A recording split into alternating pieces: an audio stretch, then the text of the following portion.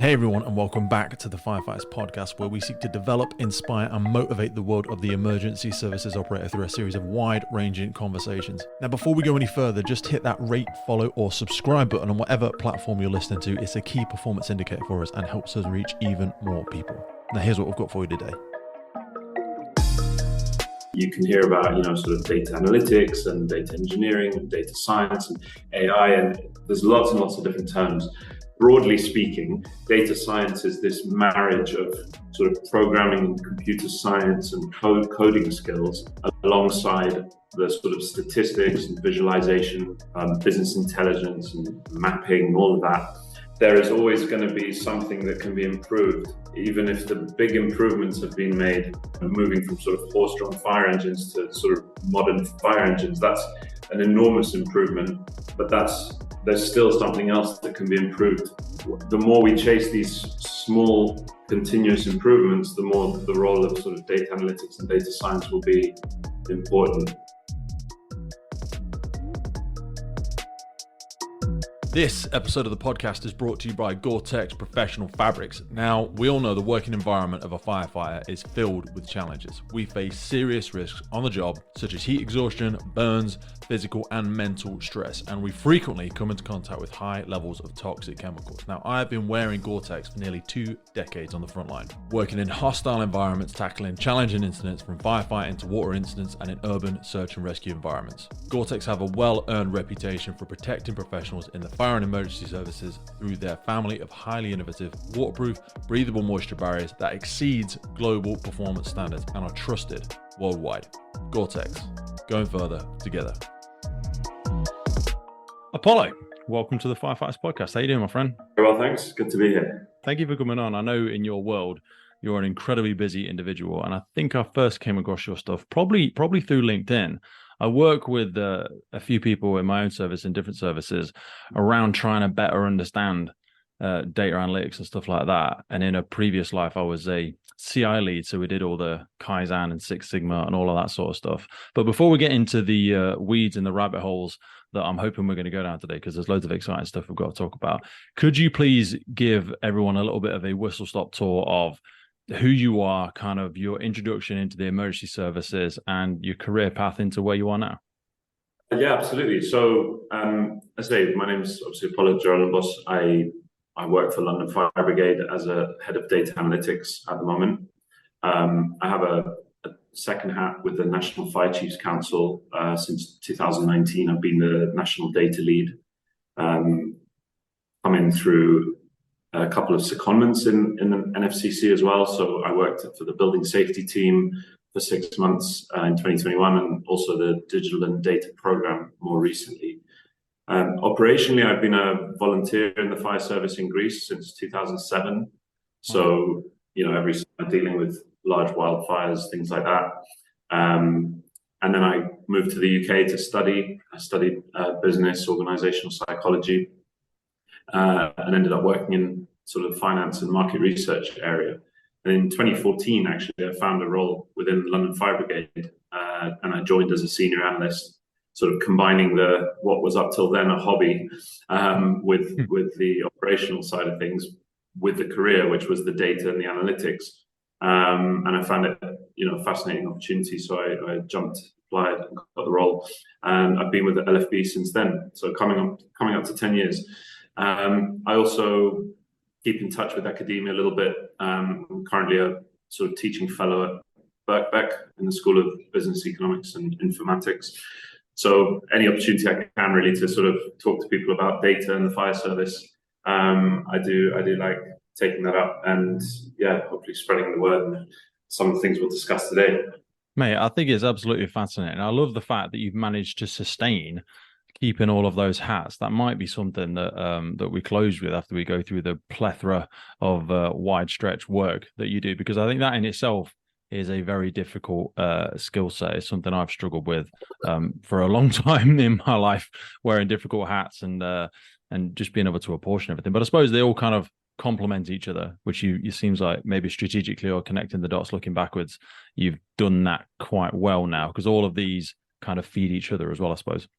They do. And, the sort of at the very high level, it's just about keeping people safe from fire, and whether you do that, on the front line with a branch in your hand, or whether you do it in the office, or whether you do it, out inspecting buildings, or as you say, the plethora of things that the fire service do, and having a bit of experience, in other countries and so on.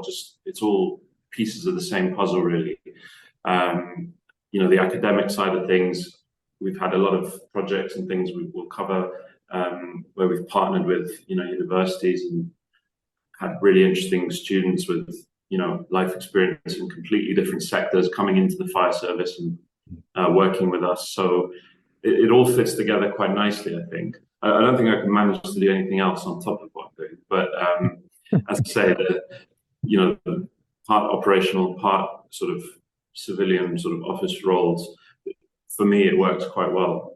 Don't get too bogged down in the ethereal and the theory and too much of the analytics. Like you say, you manage to balance it with some of the practical aspects, because otherwise you lose your finger on the pulse, I suppose. But before we get too far down that first rabbit hole, one of the presentations that I did look at, one of the many that's available to people, and we will.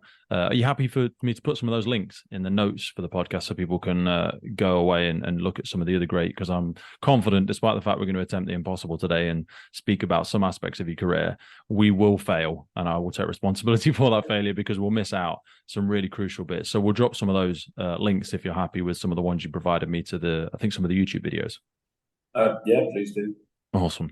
So there's a great quote in one of them, the Jeff Bezos one, where he speaks about, and it ultimately comes under this whole umbrella of marginal gains, but there is not a single category of business or government or anything that cannot improve itself. And the fire and rescue service is a wonderful example of lots of isms and lots of that's the way it's always done. And it's a very traditional, one of the oldest services that we have. So when we start to talk about things like data science and marginal gains and how we can improve it, but in the application of which we're talking about it today, and for people that are perhaps unfamiliar with the term, how would you best describe data science, the different factors within it, and I suppose its application to the sector that we're discussing today? Yes. So, I mean, these things have been called many, many different things. And you can hear about, sort of data analytics and data engineering and data science and AI, and the terminology is, there's lots and lots of different terms. And they do get quite confusing even within the industry. People, are not really sure if they're data analysts or if they're statisticians or if they're are they interchangeable? Is it like the psychologist versus sociologist discussion, or are they principally different, some of them? In a large organization, they will probably be distinct roles. Okay. Of course, the smaller the organization, the fewer people doing those roles, inevitably, the broader set of skills each person needs to have, and the more the sort of crossover or overlap between these roles exists. So broadly speaking, data science is this marriage of sort of programming and computer science and coding skills alongside the sort of statistics and visualization, business intelligence, and mapping, all of that, and also the domain experience, which we'll come to a bit later on. Now, within that, obviously statistics in and of itself is a huge field. Data visualization in and of itself is a huge field, as is programming and computer science and all these other things. So it's a good umbrella term, I think, in my mind, to sort of try and capture all the different things that we do with data. And some of those are mundane and sort of necessary daily tasks and regular reports and so on. Others are much more on the sort of, experimental side. But I think as a one term, data science kind of captures all of it. As you say, there's a lot in there also about data ethics and, data management and so on, which, you could pick any number of terms for these things, but information management overall might be another option. But my sort of specific niche, I suppose, within my service and the sort of teams that I manage is much more around, the liaising with senior officers and firefighters and so on, and presenting data to them, analyzing data and so on. So it's more in the sort of data science as opposed to the overall information management. But as you say, in terms of the quote that you mentioned, I think it really speaks to this concept of there is always going to be something that can be improved, even if the big improvements have been made. I think I referenced in my presentation, moving from sort of horse-drawn fire engines to sort of modern fire engines. That's an enormous improvement, and so, but there's still something else that can be improved after. So I think the more we chase these small continuous improvements, the more the role of sort of data analytics and data science will be important. I think what I love most about it is that a lot of people sometimes are waiting for big innovations. They're looking for the really massive levers where they can be global changes. And, you read books by Simon Sinek and stuff like that, and people are very much in love with, I want to make a difference. And making a difference to them speaks about colossal innovation, like conversion from the combustion or from the horses to the combustion engine, something like that. But most of the low-hanging fruit and the truly exponential compounding difference comes from all of these marginal gains. And I know you reference, obviously, Dave Brailsford, and a lot of people will probably be familiar with the British cycling team and the books that he's been involved in. When you first started walking into this realm and first started seeing a lot of that low-hanging fruit as your operational side, both from when you were working in Greece and then moving over to the UK, what was your first introduction to the fire and rescue services understanding, or even the emergency services understanding of how this could be applied? Was there a sell? Did you have to try and prove its validity and its application to people? And when you do have conversations with people that are perhaps unfamiliar, and I would include myself within that realm, how would you sell the benefits of where this can be applied? And then perhaps, if you're willing to give some examples of the projects that you've been involved in where we have seen some of these marginal gains. Sure. So when I first started in LFB, a lot of the projects that we were doing at the time were about essentially migrating like older reports into a more modern platform. And in essence, this was saving people time. So giving them back, half an hour a week, an hour a week, whatever it was, to make the process of accessing information in order to do their job a little bit more streamlined, a little bit easier, and offering up, actions within those reports. So if people were wanted to get a list of addresses to go and visit, for example, adding in things like Google Map links or anything that would allow them to sort of reduce the number of clicks and windows that they would have to navigate to get the information they needed to do their job, and trying to offer that up to them within sort of a single portal that they can access, from their laptop or tablet. Obviously, that's not so much a result of doing sort of analysis, but in order to find those reports that are the most used and the ones that people access regularly. Obviously, there is data about the usage of data reports as well. So, sort of a second layer down. And all of that is just in trying to improve a little bit that efficiency piece. So, how can data analytics, the presentation of data and data analytics improve, the organizational efficiency, let's say. So that sits within that realm of sort of programming and coding skills, I would imagine. Because like you say, historically, if we think about all of the reports that we have written, submitted, and have been filed away somewhere, when I think of data analytics and programming, computer skills, coding skills, stuff like that, it empowers people with that holistic sort of zoom out view of being able to connect the dots, identify trends, and get a comprehension and a wider understanding of what all of this stuff we've been collecting is actually telling us. Yeah, absolutely. And, you mentioned writing reports and filing them away. I'll bring one example of a piece of work we did on that point, where we looked at the incident records, the added to incident records by our fire investigation team. And they will attend, obviously, more serious incidents, a couple hundred words narrative around that incident. And largely those reports were just saved in the database and perhaps accessed, on a case-by-case basis when they were needed. Now, we did a project with a data scientist as part of the business case to recruit a permanent data scientist, whereby we extracted all of those free text reports and analyzed them in bulk using natural language processing algorithms at the time. That was really interesting because it was the first time that we'd done any natural language processing. It was also the first time that we had analyzed text in bulk, and it was also the first time that has got to be a game changer, because before that, if things didn't exist in a tick box form, then it was harder to be able to create trends because you didn't have these language learning models and where like AI comes in today. Whereas now, with innovations like that, you can actually retrospectively go back to a lot of these reports, and it's not like dead data, is it? You can actually still drag all of that out, which is going to be, I mean, that would be incredible to see those data sets.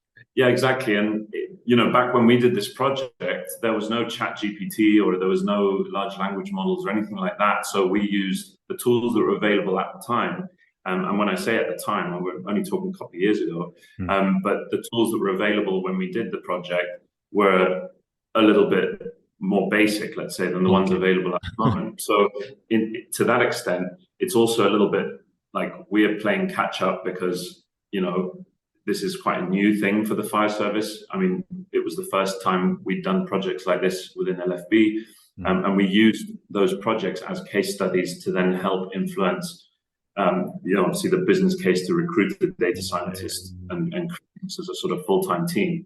I'd love to pause and double click there. Sorry to interrupt you, because I know before we spoke, we were like, we want to give people tangible takeaways. So if we can double click and zoom in there for a second, imagine you were going in consulting, which you may in fact do, I don't know, for services and organizations that are where you were. So for people that are unfamiliar, you've got a team of 10 plus, I think it's 15 something people that work with you. For people that have just got their first data analyst or whatever, what were those? And if I could ask you to be really specific, if you're able to, around like the tools, the resources, whatever companies or things, if someone said, look, we've got 30 grand, we're employing one data analyst, what resources do I need to give them to be able to get some good initial returns? Some really, not simple, that sounds condescending, but do you understand what I'm trying to ask? Yeah, so I would explore partnerships with universities because, they have a never-ending stream of students at sort of, let's say, master's level and above that need projects to do. We've had a few great results by working with universities and students. We've also partnered with some sort of data science consultancies. One in particular at the time was offering sort of an 8-week sort of proof of concept project type package whereby they would embed someone in your organization for 8 weeks and work on something or a business problem or some new sort of more innovative business case together with you. And these are the sorts of results you can expect within a shorter term sort of ad hoc case by case study rather type project whereby someone comes in the organization, you help them understand the data, you give them the tools and the data that they need, they analyze it with you, and you can go backwards and forwards on the results and come out with some really good insights.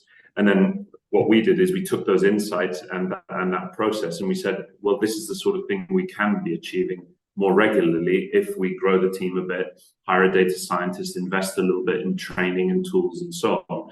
And I suppose that applies to any other part of the fire service too. You're not necessarily going to just throw a big bag of money at a problem. You might want to trial it first, for example. And that's kind of what we did. So some of the more sort of experimental projects we've done have been through partnerships like this with university students and departments or consultancies and so on. What were some of those infancy projects, or like if someone were going to take a bit of leap of faith, which sounds harsh because there is colossal amounts of evidence that shows this stuff is well worth the investment within it. But what were some of the early returns that you saw in the early projects, without getting into the intricacies of obviously anything personal to do with LFB, but from a data set perspective, what were some of those initial taskings and things that, if perhaps services aren't already doing them or haven't already attempted it, what could they start to look at where you were able to justify and build these business cases or larger teams? Well, one example that comes to mind was, again, a number of years ago, I saw a report by the Emergency Number Association, 112, where they were doing a project using Waze, which is like the crowdsourced live traffic app. And they were, using live data from Waze to inform sort of fire appliance selection and routing, and also using the platform the other way around to inform drivers of areas where there might, be incidents and areas to avoid and so on. So we did a project with a university student who was looking at the GPS coordinates of pumps en route to incidents, and looking at the decisions essentially made by the system, and whether or not, if we had access to live traffic data, different fire engines would have potentially been selected for different incidents and so on. So again, it's about like moving from the old mobilizing system that didn't even use GPS to the new one. Yeah. You achieve really big sort of improvements in attendance times. And now we're trying to see whether, by informing the way the actual system does the calculations under the hood, if you can squeeze out a bit more performance. So in a sense, it's like, the horses to fire engines example. It's like the big performance gain has been realized by a massive IT project, but can data analytics help squeeze a little bit more out of that performance and improve the system a little bit more? Same with the natural language processing project. We have a really in-depth data collection and incident recording system in the UK. It's far more in depth than others I've come across, internationally. Is it really? Obviously, there's challenges. The IRS system that all services are legally required to submit their level 1s and level 2s investigations into. Yeah, so the IRS is very in depth compared to what some other countries have. Wow. And it's an excellent long-term data set for fires in built environment and so on. But as I said, the free text recording did offer up some new insights around fires in kitchens, for example, because a fire can be in a kitchen. It's recorded as a fire that the location of the fire started was in the kitchen, but the real problem there in the incidents that we were looking at was around the extraction ducting. So the buildup of greasy grease in the extraction duct. You gave a wonderful example of hygiene rating and the correlation. Yes. Sorry to interrupt you. I get excited sometimes, but no, please, Karen, because I found that one fascinating. Yeah, so this is like a two-part project, basically. So the natural language processing allowed us to understand a little bit more about fires that started in kitchens but spread through the building because of poor maintenance and cleaning in the extraction fan ducting. And because we were then able to sort of retrospectively tag these incidents as due to greasy ducting, we were then able to build a data set of incidents that were relevant for that problem. With the food hygiene rating, we were then able to bring in that external data set about the food hygiene rating and say, given we've got all these incidents that are due to poor maintenance and cleaning, can the food hygiene rating now help us potentially target other restaurants that might have a similar problem, or if they do have a fire, might have a higher chance of having a serious fire that might spread to the roof, for example, or sleeping accommodation in the floors above. Where did that trigger come from, though? Because that's a great thought process to overlay one data set completely external from the emergency services onto an existing data set, just to, because there's so many layers you could lay over these things to look, because there's always a difference, and my terminology is terrible, I'm pretending to know what I'm on about, but that whole correlation versus causation and whether or not these are red herrings or whether or not they're connected. Yeah, so in the specific example, the hypothesis, let's say, was that a low food hygiene rating would put you at a higher risk of fire. But what the project showed was that actually a low food hygiene rating didn't put you at a higher risk of a fire. But if you did have a fire, it put you at a higher risk of having a serious fire, which was also quite interesting. Now, in terms of the idea, let's say, to do all this work and bring in the external data set, I'm not going to take too much credit for it, because the fire service has been doing this in other areas for a lot longer than I've been here. So you'll know that, when we do home fire safety visits, for example, those are targeted to an extent based on fire risk models and demographics and so on. So, we use external data sets for that. They are most of the time, but I've been to a lot of affluent properties where I think to myself, what the bloody hell am I doing here? This was a waste of my time. I feel like it's a waste of, so I'm sure they are very few, to be fair, but sometimes the data doesn't manifest itself completely right. And that's not a reflection on the services that I've worked with, but yeah, you do need to add more layers sometimes, because you can still get tangents that tend to still slip through the net, if that makes sense. That's it. And I suppose with obviously data quality is sort of an ongoing challenge for every data analyst around the world. But yes, if you can sort of, I suppose, triangulate the information by bringing in other data sets and, the sort of continually improving whatever model or calculation you have to do this targeting, then if you have the opportunity, you should. But for the project with the food hygiene rating, in essence, the data for food hygiene ratings wasn't available publicly with the sort of unique identifier at a property level. So in that sense, we really, yeah, it wasn't. It was public, but it didn't have, let's say, that unique property reference number on the UPRN. So we partnered with GeoPlace, who kind of look after the property gazetteer in the UK, and they sort of did all the matching, so that the address matching. So you haven't got to manually input addresses versus property reference numbers and all that jazz. Yeah, because if you want to start building that calculation of, well, this property's had a fire, this property's had a fire, but this is what their food hygiene ratings are, you need that unique identifier, let's say, to tie it all together. So these are sort of the prerequisites in order to do that project, was to have, these bits and pieces in order.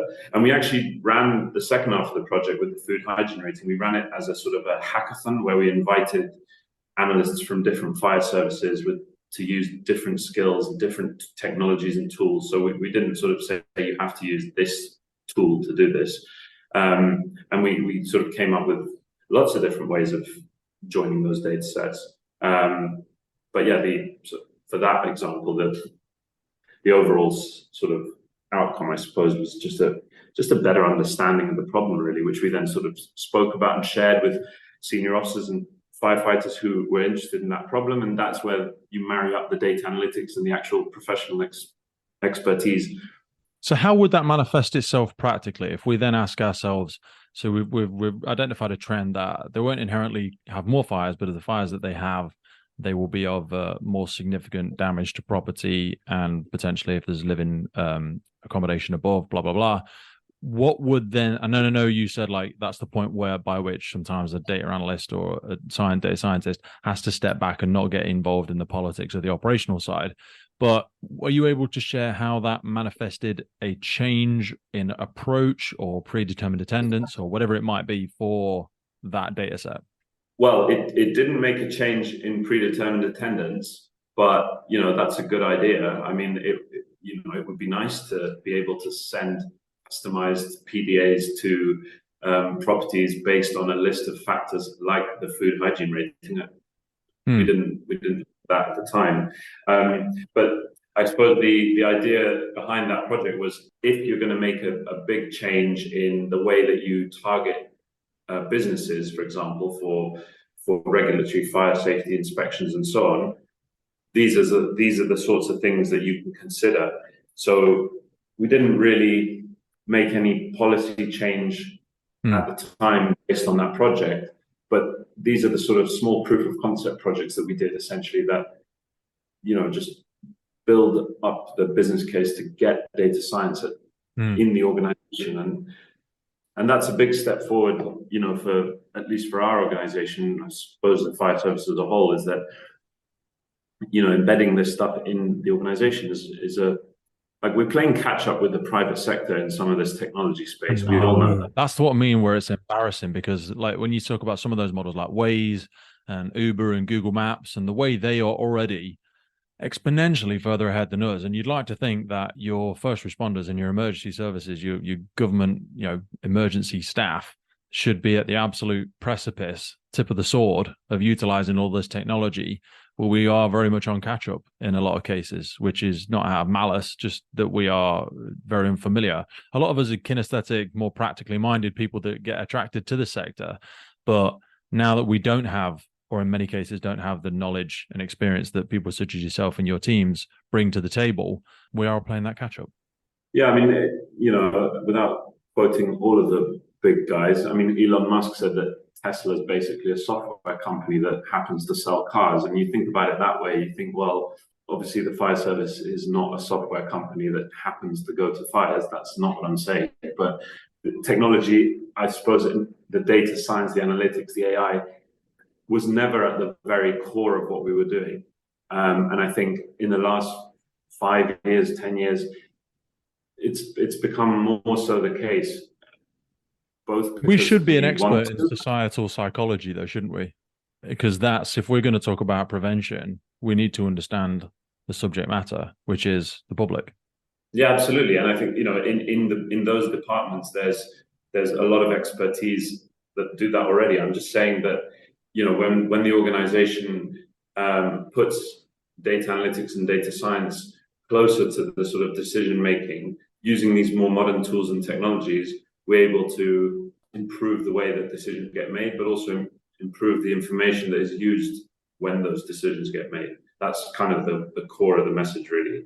I wanted to ask you a question about IRS, if I could, because I don't know what impact you have on that or involvement you have on it from an NFCC perspective. But my thoughts, and I may be exposing my lack of knowledge in certain aspects, but that's absolutely fine. That's kind of my job on the podcast. But I think one of the limiting factors when we're talking about how much benefit can be gained from those contextual notes, that incident commander's impressions in their ability to put notes and comments and remarks and stuff into the IRS systems. And the services that I've worked for, they are heavily audited and checked because companies can request that information. And I know we might be getting into an area outside of your expertise here, but humor me if you can. Because people can submit requests for that information, we're encouraged to be very careful as to what we put into there. The downside to being incredibly careful about what we put in there is it limits sector knowledge. Like, it limits what our feelings and thoughts were when we were at those incidents, because at some point someone's going to apportion blame to something, and the insurance or the person or someone's going to have to pay for it. But now that we're looking at these language learning models and stuff like that, if you had more notes, thoughts, experiences in there, I just feel like you'd maybe get more out of it. I don't know. Am I being wrong there? No, I mean, obviously, but for the analytics side of things, obviously more data is generally better. You're right to sort of think about the privacy and sort of GDPR concerns there. That's, yeah, absolutely true. Obviously, any personal information that's recorded on incident records wouldn't be shared, because it would generally go through the sort of FOI process whereby, the information access team or officer in charge of releasing information should be redacting personal information, things like that. Mm-hmm. But yes, there are obviously a lot of ethical and regulatory concerns about free text information, and generally we release free text information, especially on very large data sets, just because we don't have the resources to read through each free text record line by line. Yeah. When it comes to analyzing it, however, the data's in the background, so you're displaying like a front end dashboard or visual or some form of presenting the data to the audience. You wouldn't be exposing the underlying data either. So yes, you're right. Quality data is really important. Free text records, obviously, you want them to be longer, I suppose, is better, because you capture more in there. But yes, stuff does get released and requested. And of course, you would have seen through, the inquiry into the Grenfell Tower fire, obviously transparency was paramount. Lots and lots of records got released, lots of documents and emails, and everything was accessible to the inquiry. So in that sense, everything that we hold could potentially get released and put in the public eye. Now, if it's a factual description of a fire and it doesn't contain any personal records and so on, I don't see why we wouldn't be able to, capture it honestly and so on. Of course, we've also got, in my service, I don't know about others, but we've got sort of incident monitoring, incident management protocols whereby comments are made about people's performance at incidents, and firefighter X can comment on firefighter Y's performance, and the incident commander can write comments and notes about people's performance, and all of that information is recorded as well. So there's a lot there in the free text fields, but yes, you do have to be very careful when releasing information that contains any free text fields. But that's why the IRS is so good, in my view, especially for sort of fires in dwellings and in the built environment, is that there's so many different data fields and categories that it makes you can analyze the data to quite high standard, without needing to go down the sort of free text route. Of course, when you start looking at makes and models of appliances and vehicle fires, which are quite topical at the moment with lithium and batteries and all of that stuff, then you start relying more heavily on free text fields. We're going to need them to build that data set on things like these, because again, that is a massive example of where we are desperately trying to catch up with the technology. You referenced obviously Tesla earlier, but our education, our training, our infrastructure, our equipment, our policies, procedures, operational guidance really does need to catch up on that before any more firefighters, and certainly the public as well, get hurt by these things. Because I was speaking to someone very recently, and they were saying one of their biggest fears from an act of terrorism is that people will, I'm going to say hack into, and I know my terminology is wrong there, but these lithium-ion batteries, as an example, operate between a certain voltage, but they have a greater capacity within them. And if you were to simply alter the tolerance of one of them, they would naturally go straight into thermal runaway, because you take away that upper limit of sort of operational bandwidth. And then if you did that to 12 vehicles sat underneath a government building, you could, there's almost a portable bomb that someone's put there for you. And I know I'm going so far down a rabbit hole there, but all I'm trying to give an example of is that we don't know a lot of this information, and therefore our policies and procedures are crawling through the sludge of trying to catch up with some of this sort of stuff. Yeah, and I suppose in this example, but any other example, step one is to sort of try and understand the scale of the problem. I mean, a few years ago, it was those hoverboards, wasn't it, that were catching fire.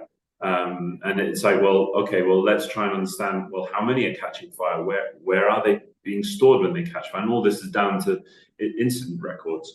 We also had a case a couple of years ago with the Vauxhall Zafira air conditioning. There was like a string of Vauxhall Zafira fires all of a sudden, and fire investigation, the data analysts, they were all sort of bumping heads trying to figure out, how to best sort of understand the scale of the problem. And that led to a recall, actually. So wow.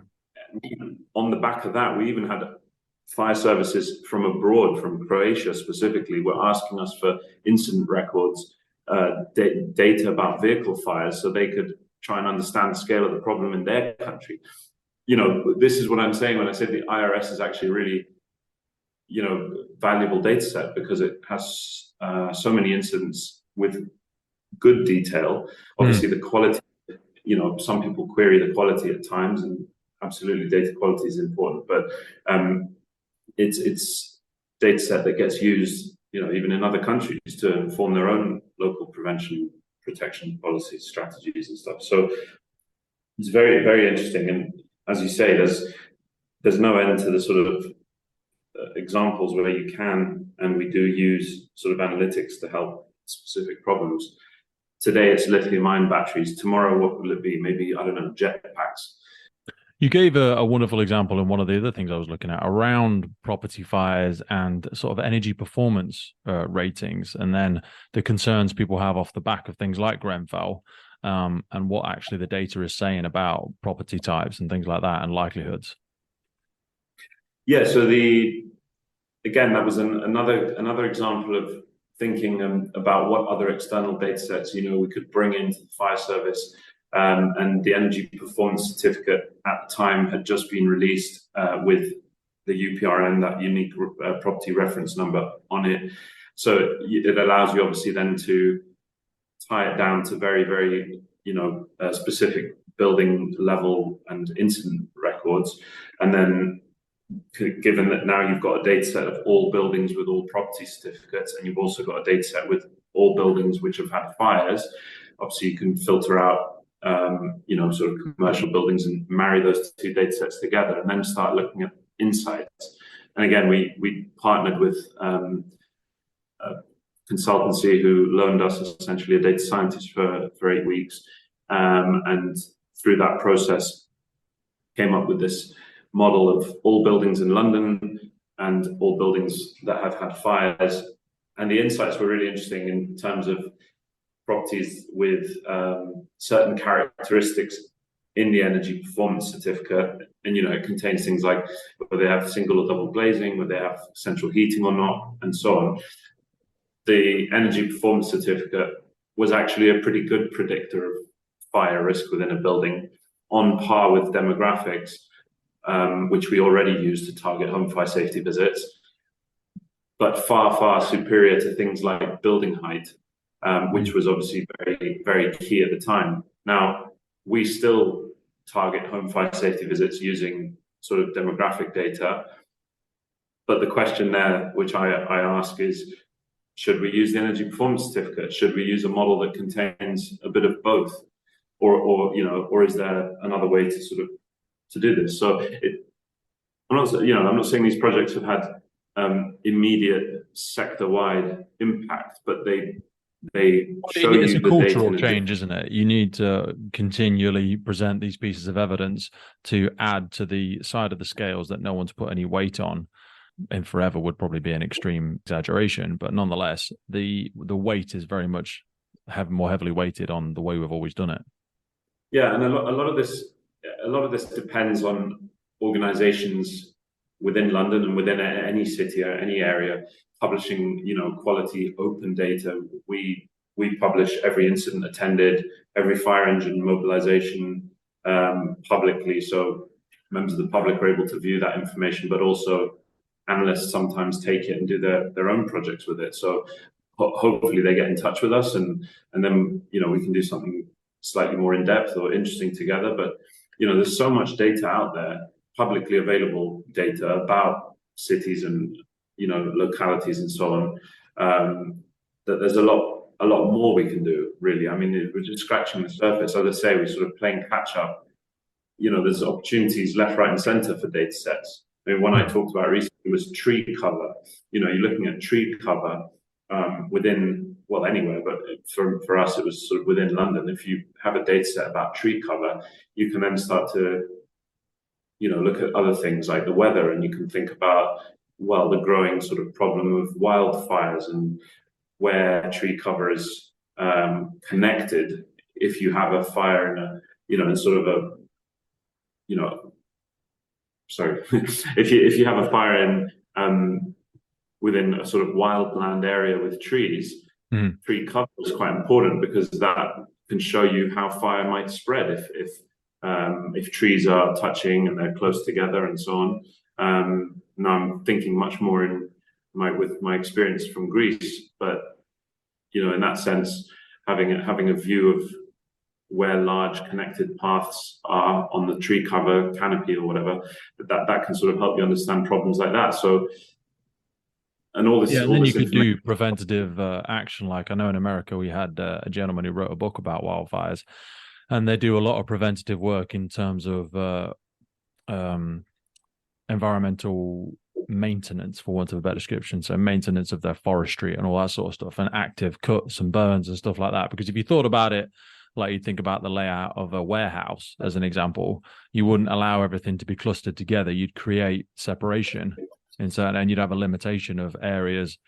And of course, overlaying that on the sustainability for wildlife and like connective places where animals can migrate. But all of those data sets overlaid onto each other would certainly be useful from a preventative action with wildfires. Yeah, absolutely. But that's all of these examples. You can go into incredible depth, and there's experts for each of these pieces of the sector. And I think it doesn't matter what you're working on, really. It's almost a given that data will help in one way or another. It might be batteries, it might be wildfires, it might be inspections, or system mobilizations, whatever it is. Having data, having people that can understand it and analyze it is really important. And I guess that's where the sort of much more strategic idea of data literacy within an organization comes in. And I see that as That's a great point. Expand on that for me. So, data literacy, again, is just a label, really, and there's definitions about what it is. But for me, it's just about, the overall baseline understanding of what data is and how it helps, and the ability to sort of interpret information that's being presented to you. So, analysts, we're not really talking about analysts here. We're talking about the rest of the organization. The analyst's job essentially is to do all the analysis and presentation, but present the data in a way that makes it easier for non-experts to they're like a translator, aren't they? Yeah, to sort of consume that information, understand that information, and then go off and use the combination of the information and their own professional expertise to go off and make the decisions that they need to make. But I did a piece of work recently with another fire service where they asked me to talk a little bit about, sort of the headlines and what data is and why it's important.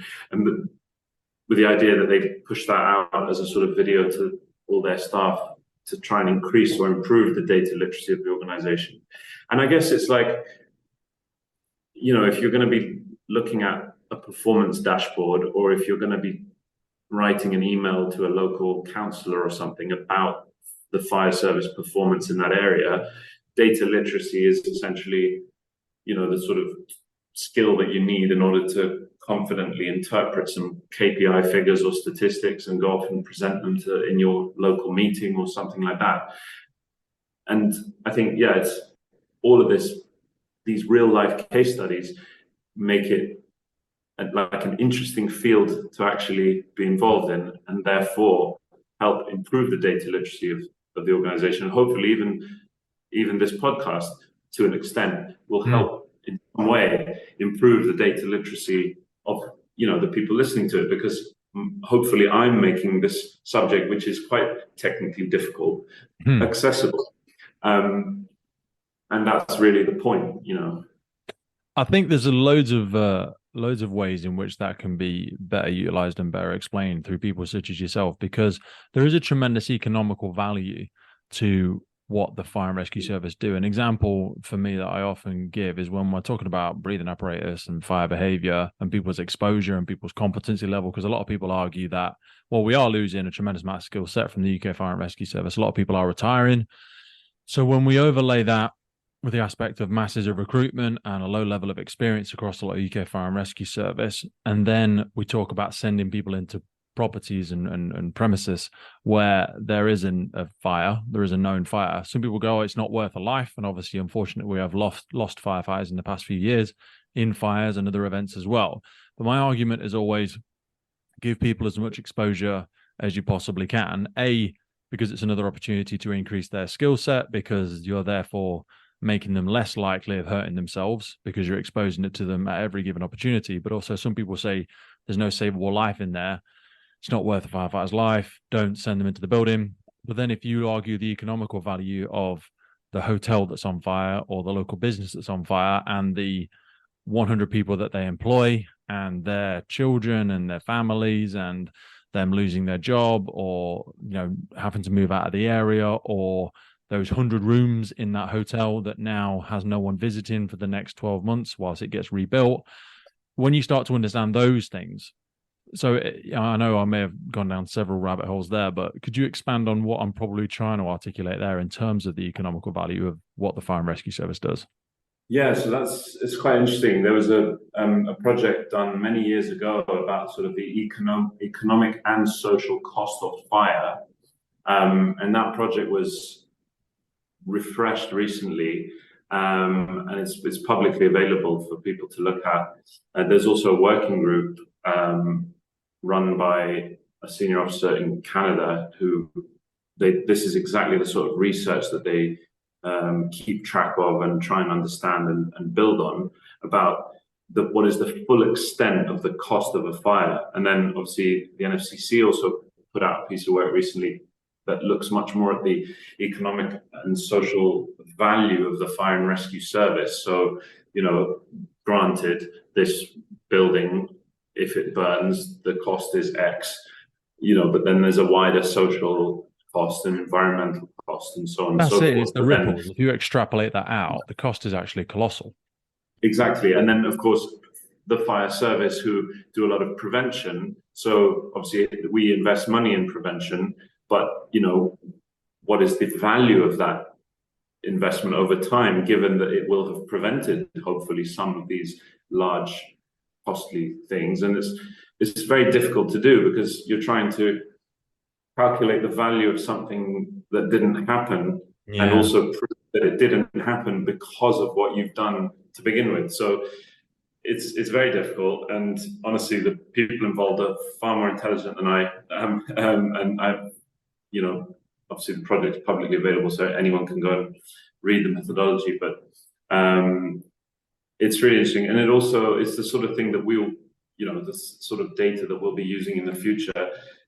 When someone says, well, why do you do, 50,000 of these home fire safety visits? Well, you'll say, because of this published and widely peer-reviewed accepted research, the value of these 50,000 visits is actually 5 times higher in terms of prevented losses and so on. So that's the sort of thinking, I believe.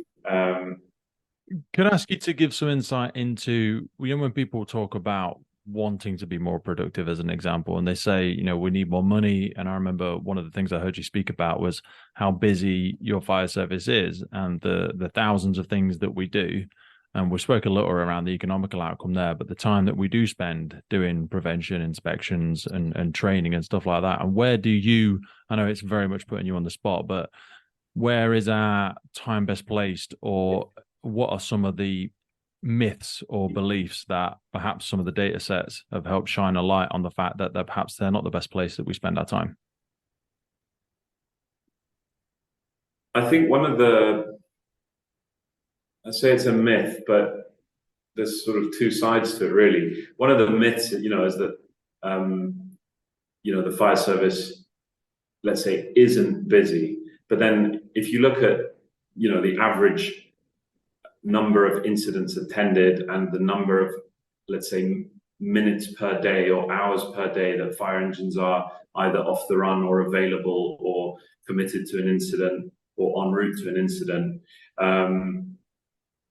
you'll get an answer, you'll get a sort of clear idea of what it looks like. But then you have to look at the busiest days to understand what it could look like. So it's one of these things where you look at averages and you miss, the extremes. Now, some say, the extremes, well, they might be outliers, but they do happen. So when you have the riots or Grenfell Tower or, the wildfires or flooding events, the service does get busier. And the whole point of that project was to try and visualize how that looks like in minute by minute throughout a day.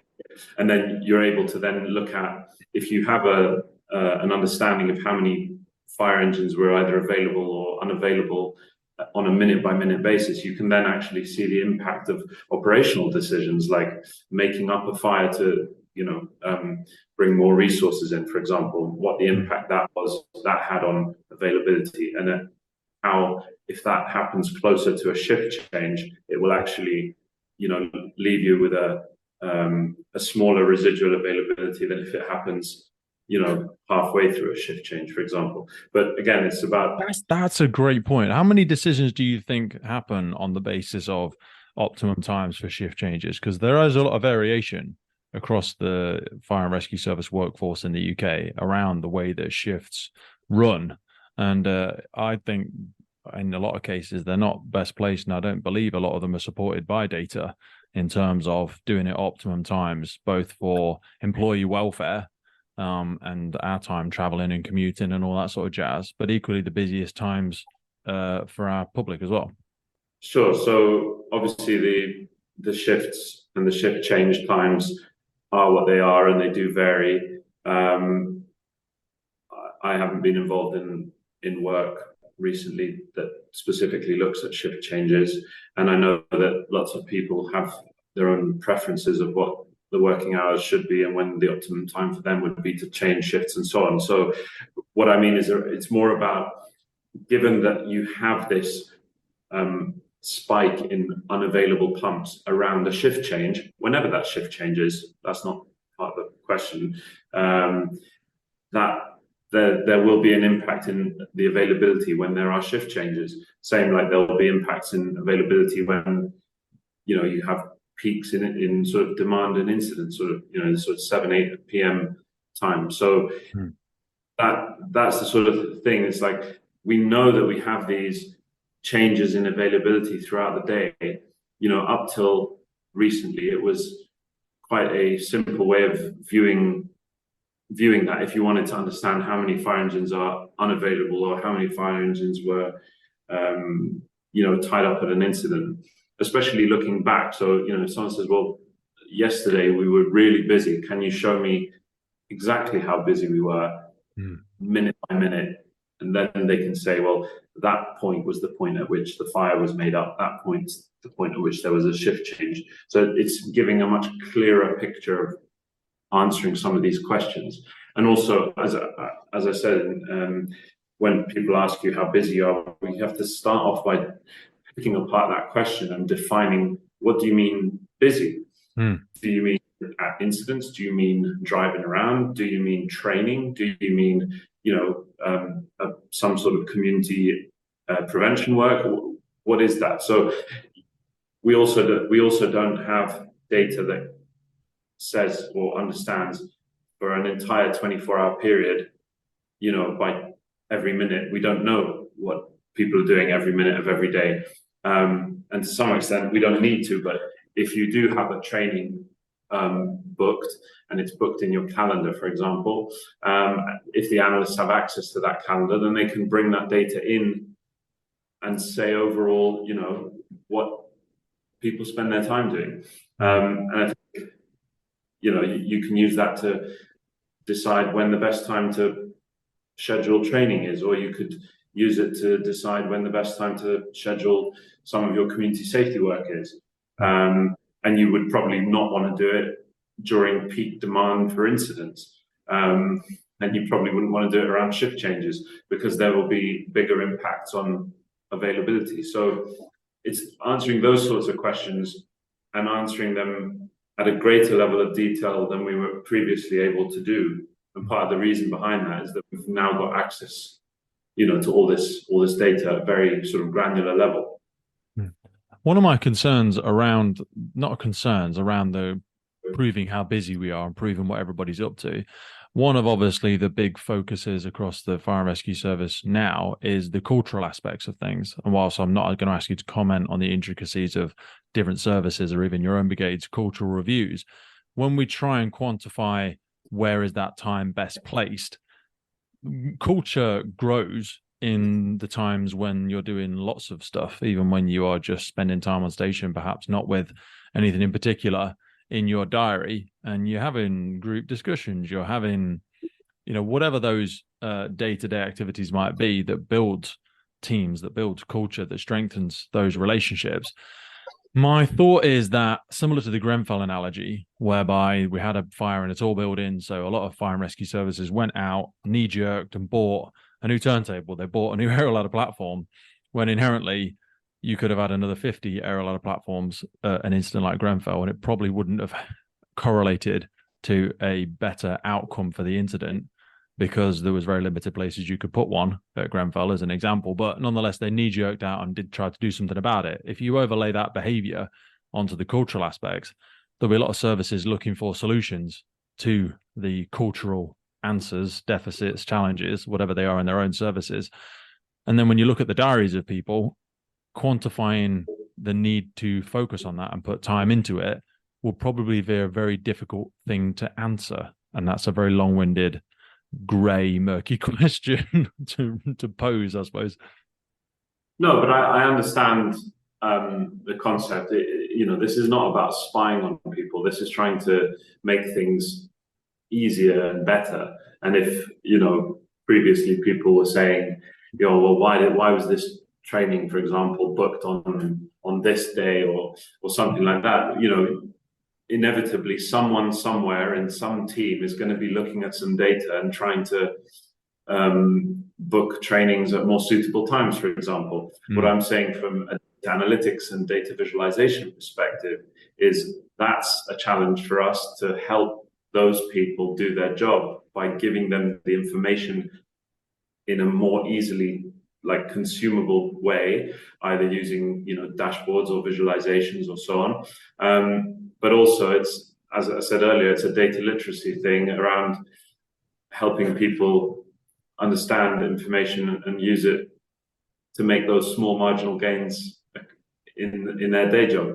So, yeah, I mean, all these projects, whether the subject of analysis is internal data or external data, whether you're using it to improve a tiny little local process or whether you're using it for a big ticket item like attendance times, the fundamentals are the same.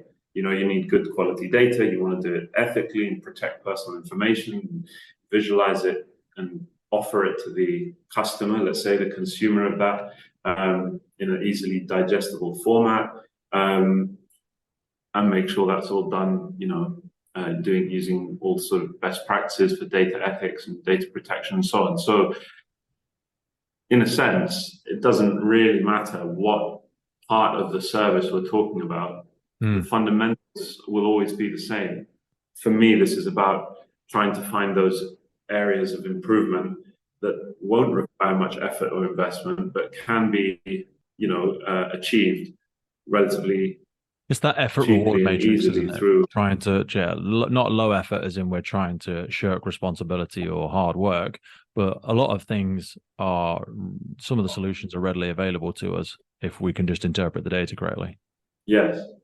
Has there been any data collection and whatnot done? Because I want to ask you for some, I know there's a myriad of other internal and external examples, but one of my questions around staff welfare and mental health, I know is something that you commented on one of the presentations that you gave, because again, one of my big concerns and kind of one of the purposes of the podcast is to ensure we do have people that want to continue to be part of the first responder community. They want to be part of the emergency services, and certainly they want to be part of the fire service, because recruitment is challenging. Do you know of any data sets and research that's been done into staff welfare and mental health, and perhaps anywhere we could direct people to, or even solutions that you've come across within your own teams? Yes, there are a lot. I mean, the biggest ones that I'm aware of published have been done by, external charities like Mind, Firefighters charity, and there's probably multitude of other examples in the US and in other countries. From within the service, it's a lot of it is about understanding, stations and understanding, obviously staff demographics, presenting information about, the makeup of shifts and watches, and looking at recruits and looking at people retiring and people leaving the service pre-retirement, and understanding all of that staff information, staff data that we hold, but also tying in other things like how far is the station from people's homes, what are the sort of number of incidents these individuals attend, not just station performance figures, but like individuals, what incidents do they attend? I think that'd be a great data set in terms of traumatic incident management, being able to map the number of fatalities that an individual has been exposed to, or even just challenging incidents, because there hasn't always got to be fatalities. Trauma is, exists in many different ways, and not just for operational staff either. But we don't seem to have the ability to track something like that. I mean, breathing apparatus as a micro example, we track how many times we put instructors into fire behavior scenarios in a lot of services and their exposure levels and what's appropriate and when they need to sit it out or when they can't wear again for a week or something like that. But to my very limited understanding, we don't have that data set available for people's experiences with trauma. Why not? I mean, you have information about incidents, you have information about pumps attending, you have information about staff shifts and who was on those pumps and which incidents they attend.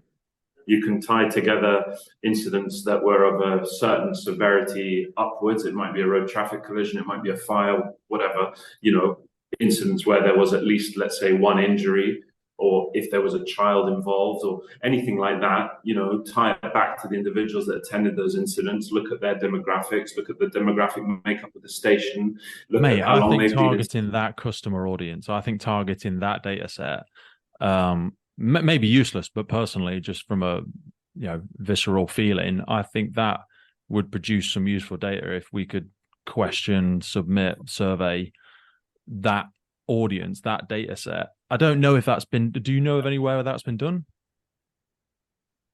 Within services, probably. I mean, they have access to this information. They'll often use it to trigger sort of a counseling and well-being process following challenging incidents. And I think, it definitely, as I said, any data set, internal or external, that can help understand more about the service and improve people's experience of working there and try and increase the number of people wanting to work in the service and reduce like early people leaving before retirement and so on. It's all available. Mate, I think it's available. I agree with you, but these are my words, not yours. I don't think it's being used. I think we are still very much in that reactive stage for trauma, whereby your fire engine goes there, we send an officer out, or we send a member of the trim team out to speak to you, your watch, your team, and then we just try and support you in the future. As that happens, we might have a 28-day follow-up, a 6-month follow-up, but I don't think the resources have been made available, or it's been considered enough of a priority, even though we know that, you could extrapolate out the cost of someone going off sick for a very long time and the cost to the service financially, the cost to the watch, the team, the skill sets, the culture. I'm sure all those numbers could be pulled out of the data and correlations and trends made. But this is my personal opinion, and I live inside my own bubble, my own silo, and my limited information. But I don't think that's being given enough weight personally, or maybe I'm just not looking in the right places. Again, there'll be a number of services that do, a number of services that don't, and all the services in between will to some extent. And I can't say, for a fact which one extent services are doing that. But what I do know is that, again, if you look outside, you have huge organizations with hundreds of thousands of staff, and they have much stricter processes and procedures for staff management. And there's a lot to learn from other organizations in this space. Are we getting better at that from your NFCC perspective? Because since things started to separate out, services all started doing their own things, and then we tried to pull it all back together with things like NOG and things like that. I think there are still a lot of examples of siloed working. From your national perspective, are we getting better at sharing that information in national, regional groups? I would probably hazard a guess that the academic world and people such as yourself are probably better at that, because you recognize the benefits of utilizing other people's information and data sets and working collaboratively together. But historically, we've been pretty poor at that. I think the public would be astonished as to how many different ways we approach incidents on a national scale? Sure, but on a case by case basis, you have the freedom and flexibility to partner and do projects internally, externally, share data as you want. So yes, we do, but again, I can't speak for other services. Same with publishing open data. We publish open data. A lot of other services publish open data, but we don't all publish the same open data, and that's something that we're improving. Why not? Is there a disagreement of what the KPIs are, or is there just localism? I agree. I appreciate the demographics and the geographical layout of different services, and London's high rise and population density and its hazards are very different than, say, Cornwall or Scotland. But there definitely is surely some agreed principles and sort of non-negotiables. Why do you say definitely? I mean, this is that's probably a set out of hope.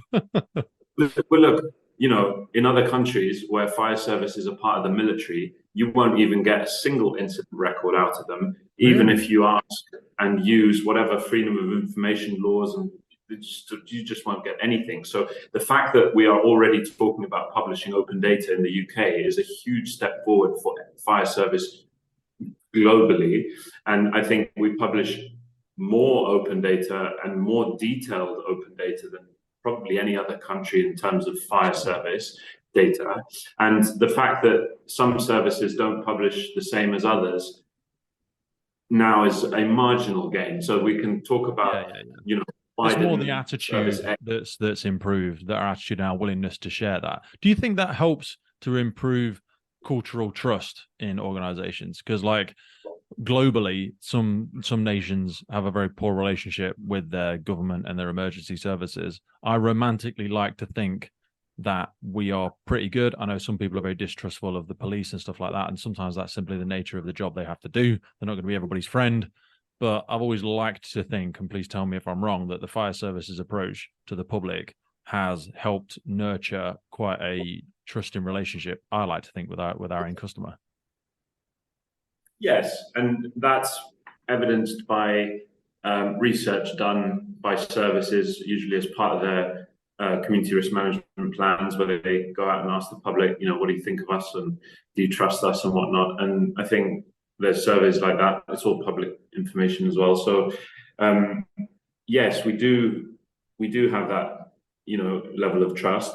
I think publishing open information, open data sets, it can't hurt. If anything, it improves, because it shows that you're being transparent. That's one of the key principles behind sharing open data is transparency. You're publishing your senior officer expenses. You're publishing incidents you attended. You're publishing your every fire engine mobilization. So even if people see your performance statistics and your attendance times in your high-level KPI reports, they can go off and use the same data and arrive at the same conclusions that what you're publishing. I mean, we publish a series, more like a research style report called Fire Facts. We've got one Fire Facts that's about fires, and we've got another one about attendance times, and it talks in great depth and detail about the IRS and what data sets are out there and how we calculate attendance times and what we include in the calculation and what we don't include in the calculation. There's a lot of detail, and it's there if you want it. Now,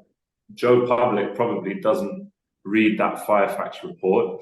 How digestible is it, in your honest opinion? Because I know, again, you're very much in the depths of this, so it will make a lot of sense to you. How digestible would it be for someone outside of the sector? It is digestible. If you want an in-depth understanding of what fires look like in London, what they've looked like, since the 60s, and what attendance. It goes that far back. Yeah, it does. And if you want an in-depth understanding, it's designed to be a publicly accessible report. It doesn't use acronyms and jargon and things like that. It's designed to do that. But most members of the public won't have seen it, and most members of the public probably won't know what our average attendance time is, and they won't really have much understanding of how you manage a large metropolitan fire service, or any fire service for that matter. What they want, though, is for someone to show up at their door on that bad day that they have, and to arrive quickly. And that's that's about it. So, and you know this just as well as I do, that that's the expectation. So again, there's not much you can do for an average member of public to help improve their understanding of the service, other than the opportunities you have to contact them, which will either be at an incident or it'll be at an open day or a home fire safety visit or some other activity. So I would say yes, majority of the consumers of our publicly available information and open data will either be anoraks like myself, or fire service enthusiasts, let's say, academics, students, sad people that run a podcast, partner organizations, or esteemed podcast hosts. Yeah. Yeah, maybe not, but no, I do, mate. I try and look at this stuff, and sometimes I fumble around. That's why I'm very much appreciative of people like yourself willing to hold my hand in a childlike manner and lead me through some of the confusing stuff. In a perfect world, if we could pretend to be there for a moment, and not pretending someone like the NHS is perfect, but the NHS, as an example, is a significantly larger organization, significantly more funding, and we're always be limited by the nature of UK Fire and Rescue Service and the size of our organizations. But if budgets were unlimited, what things do we not yet have the capacity to do? And I know you're looking for thrifty ways to utilize. You've spoken about universities today. You've spoken about a few ways that people can try and get more support and resource. But Fire and Rescue Service versus something like the NHS, what are we not doing that we would perhaps benefit from doing, and where does the future lie in terms of data analytics, AI, where things could be going? Well, I mean, in my world, I suppose if budgets were unlimited, I would hire more people and specific skills. For example, someone specifically to do natural language processing. And we go back to what we spoke about at the beginning of the discussion around what is data science. I would split out those roles, and rather than have, some generalists doing all of it, I would have specific people doing each piece. And then that would allow you to do very, in-depth concentrated projects, for example, on spatial analysis or natural language processing, or, AI and all of this, image detection, video recognition, all that sort of stuff, or even more in-depth things that are coming our way around sort of incident ground, real-time decisions on the incident ground.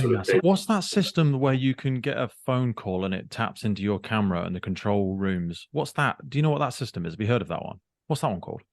Yeah, so we have that in London. It's called 999i. Yes, that's wicked. I've never seen it used, but that looks amazing. Yeah, if you call from a mobile, the control officer can send you a link, and you tap the link, it gives them access to your camera, and you can live stream video of the incident back to the control room, and then helps the control officers modify the PDA if needed to suit whatever they see on your camera. So that's good. Yeah, definitely. That's a game changer. When we talk about that sort of innovation, that's, phone technology meets AI meets whatever else, because then, like you say, that visual recognition, the challenges of someone that doesn't live within the sector trying to describe what they're seeing versus the information that you want that would be useful to your crews and your tactical and strategic plan for certain incidents. And especially when we look back at other incidents, like the amount of visual information that was probably available at things like Grenfell, that would have been so incredibly valuable if you could capture it all, layer it all, and then use that for strategic decisions, versus you waiting to get there and put your drones up and try and make decisions later, for want of a better description. Yeah, I mean, you're talking about overall innovative technology as a whole. This conversation will go on for days, but another example, as an example, is you could have a large language model, almost like a personal assistant. And as you're, on the incident ground, almost like, hey Siri, this truck has XYZ chemical in it. There are, 3 homes in proximity. What do you think I should do? And it will check your fire service policies. It will reference similar incidents that have happened internationally. It will come up with a sort of action plan, suggest course of action based on all the information it has.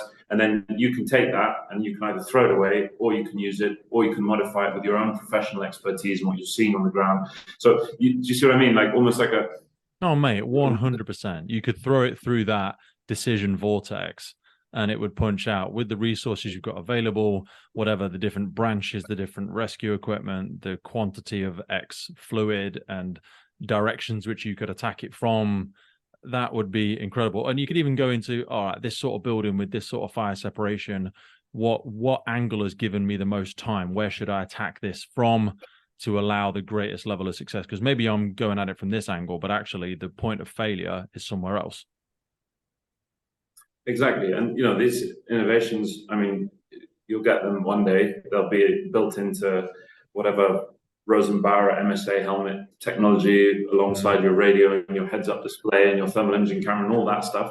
So, it'll come. But again, I suppose from a strictly in-house data analytics team perspective, we then have to think, well, what expectation will staff have for information available to them, given that their experience with these larger companies and tools and technologies that they're using, and how do we need to change and adapt to meet those demands, really? So, but also just like as a communication tool, you spoke about helmets and things like that. Then, when you're speaking to a community with, I forget, I looked at it a little while ago, but London speaks God knows how many languages. There's hundreds and hundreds of languages spoken in a really multicultural society like that. And when you're going up and down a building trying to evacuate people, if you had something that actively translated what it is you're trying to say, you could get better information quicker, you could communicate with people, and things like that, would also be a game changer.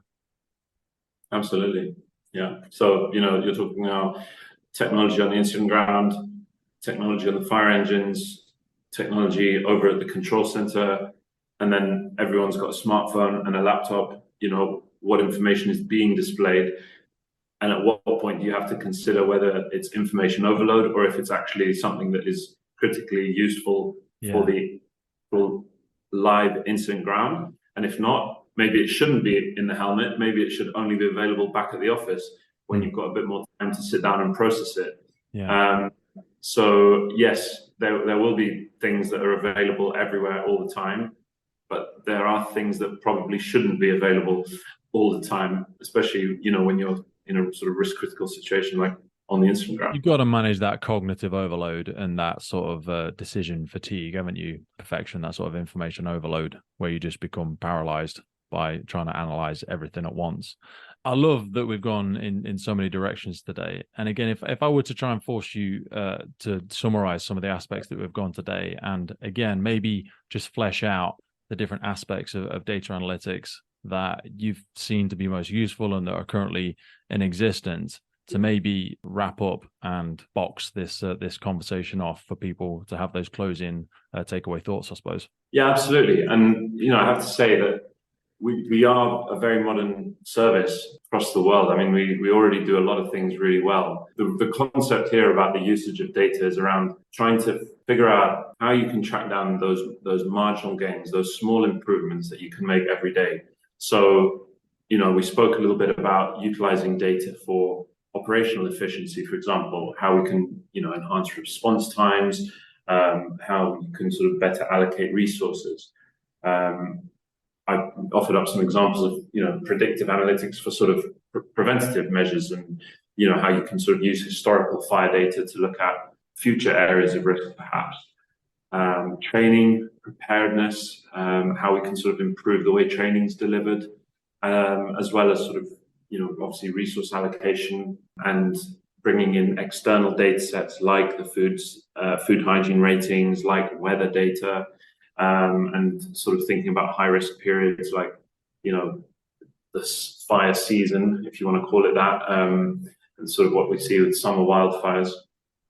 In terms of data-driven decisions as well, I mean, we try and, through the analytical process, we try and offer up, insights to officers in a very digestible way, to sort of help them, obviously make decisions, but also to do it in a way that plays to the data literacy of the organization. And just, I suppose, finally, what we spoke about a bit around the technology and the tools, there's a lot of sort of ethical and privacy concerns. You've seen an example the other day in Northern Ireland, still ongoing, with leaks and so on. We have to be obviously very mindful of the information we have. That is important information. We need to protect it and make sure we only share what we can and do that all. But I don't want that fear to come at the cost of us being timid to step further into this world, because this is where we need to go. Absolutely. And, it is a very exciting part of the sector. I'm obviously very passionate about it. And the future trends are really exciting as well. Things like, as we spoke about, augmented reality, sensors and AI, and how data analytics could play a bigger role in real time on the incident ground, whilst also being mindful of, overloading people and their precious time with too much information. So really that combination of the data and the analytics, but also the domain experience and the expertise and of people and their experience, bringing those two things together. I think when we get that connection of data analytics with virtual reality and training and simulation, and I know people will argue that it never beats the real thing. Yeah, okay, it never beats the real thing, but from a cost and exposure and repetition perspective, flight simulators have been around for God knows how many decades, and they've proven themselves incredibly valuable in making people more proficient and safer. If we recognize those models and then utilize the data that we gather from investigations and real-time incidents and videos that we've captured from social media or body-worn cameras, I think that is somewhere where we have only really scratched the surface as well. I think there's just so many directions this can go in. It's like we're in the center of a map and 90% of it is still grayed out. We could go in any direction, still get so much benefit. And I mean, in an airline, they're not going to use the flight simulator to teach you how to fly a plane. They're going to give you scenarios that you can go over, lots and lots of different scenarios of things that you couldn't really replicate in the real world safely. Absolutely. So it's a lot of those scenarios are really interesting. And obviously virtual reality is already being rolled out in many services, with sort of VR goggles, and mainly for incident command training as well, but also for public education, things like road safety and all of that. So, and we'll ride off the back of the proliferation of that in sectors like gaming and stuff like that. So it's not like we've got to do all the investment and be the pioneers exploring these areas. People are laying out that landscape in front of us. Exactly. And the same applies to my area. We're not coming up with new ChatGPT algorithms. We just need skills within the service to be able to utilize them to maximize their sort of impact within the service. That's my only big concern as well, because people with your skill sets, and I'm blowing smoke up your ass here, but because it is a public sector, blah, blah, blah, we need to be ensure we're attractive enough as an employer to get this sort of top talent as well. Yes. Recruitment is a challenge and has been, and retention as well. There are obviously many benefits to working in the public service, and in the fire service specifically, you are doing good in essence every day. So it's very morally fulfilling, but like in the old hierarchy of needs and Maslow's hierarchy, there's lots of other boxes we still need to tick, because some people won't just do it because it is a good, fulfilling thing to do for your community and your fellow. Absolutely. And especially when you get into the very technical roles where staff just want to do that. They just want to write code, or they just want to do, explore the algorithms and things like that. They probably have a little bit less, let's say, brand loyalty to working for the fire service. Yeah. Perhaps than someone like myself, who's maybe a little bit less technical, but a little bit more strategic, also has some, you're a unique hybrid because you've got the background in it as well. So you kind of come at it from both desires, from both sides of the coin. There's different motivators for you than perhaps would be someone solely from an academic or technology background. On the other hand, the skills are very transferable within the data world. So it doesn't matter if you're analyzing, Tesco delivery lorries or fire engines. Really, you're still looking at data about resources moving around the city, for example. So it doesn't really, the skills are very transferable. So, mate, absolutely. In a morbid sense, I think if some of the high level people that work for Amazon, if their family were to experience some tragedies, which I sincerely hope they do not, but I think to myself, when things happen in people's lives or their family is rescued, hopefully from a tragic incident of some form, and they go, you know what, I want to help make a difference in that sector, that'd be great, but we don't want to have to wait, and we don't wish it upon people's families either. So my hope is that they just want to come and work in this sector because it's a great thing to be part of. Of course. And, Amazon have a emergency services technology reach out team or something now, I believe. I spoke to them recently about the smart homes and things like that, and what sort of data is available for them. And those Internet of Things connected doorbells and video doorbells. Yeah, if we could tap into in the appropriate manner those Ring doorbells, but equally companies like Google, they say Google is a data management, data acquisition company, isn't it? That's their biggest product that they have, that they sell, that they leverage. And Amazon, I don't know how the politics of it works, but I imagine they're all tapping into the same ocean somehow. Yeah, exactly. But likewise, these doorbells, for example, they have apps, and you're a member of a community, and you can help notify your fellow community members about things. But then, if they had fire service data in there as well, they could notify people about fires and things like that. But then you have to think about, well, that's great, but not everyone has these apps. So who are we excluding? And if we do want to be inclusive, we have to think about people that might not even own a smartphone as well. So, yes, but I don't think the barrier of inclusivity, and I know we're attempting to wrap it up as we've gone down this next rabbit hole, should be a barrier, because like you say, if there's a marauding terrorist in an area, you want to notify people, and not everyone's got the thing okay, but for those that have, I think we should still be doing it. Exactly.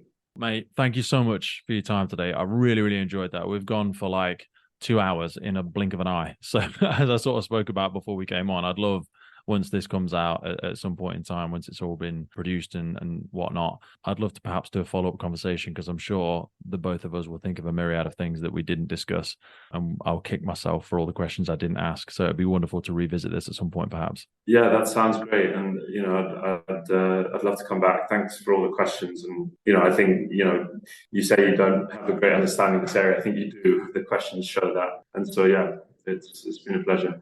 Well, mate, we're not going to compliment each other to death, but I will say one final piece, which is most academics that I have spoken to and that I know, and I know you perhaps wouldn't class yourself as an academic or however you choose to identify yourself, but most people lack the skill and the willingness to also come out and talk about these things publicly, because public speaking is I think it's the number one global fear still. So it's a big thanks to yourself. I always say the people that should talk about it the most are often willing to the least, because they're scared of the ramifications professionally, or they're scared of embarrassing themselves and being seen as something less than perfect. But you embrace that student mindset where you're always willing to learn, you're always willing to discuss. I always say the podcast is learning out loud, and I try and do the best job I can at acting like the idiot in the room and asking all the questions that I know is probably on the minds of many of our listeners. And you've facilitated that for Dave for me, so I really appreciate it. Oh, you're very welcome. And I do definitely identify with a lot of those fears, but, got to practice. You got to go for it, my man. Thank you so much for your time today, mate, and I'll see you soon. Thank you very much. The Firefighters podcast was created to recognize, acknowledge, inspire, and hopefully even motivate these incredible individuals who have chosen to be part of the first responder community. Our driving purpose is to create a legacy resource for the current and future generations of firefighters and first responders. We get some incredible feedback from listeners and guests, and as the podcast grows, our desire to create longevity and sustainability means we are asking for the support of our listeners. If you want to support the podcast, if you want to get discounts to our merchandise, hoodies, clothing, coins, patches, tallies, and also access to all of the incredible documents get shared with us from our podcast guests and sector leaders, and please head over to our Patreon page, and for just £3 a month you can support the future of the podcast. Please finally hit that follow, subscribe, or rate button on the platform you're listening, and wherever you're in the world, please support your emergency services responders, and thank you for listening.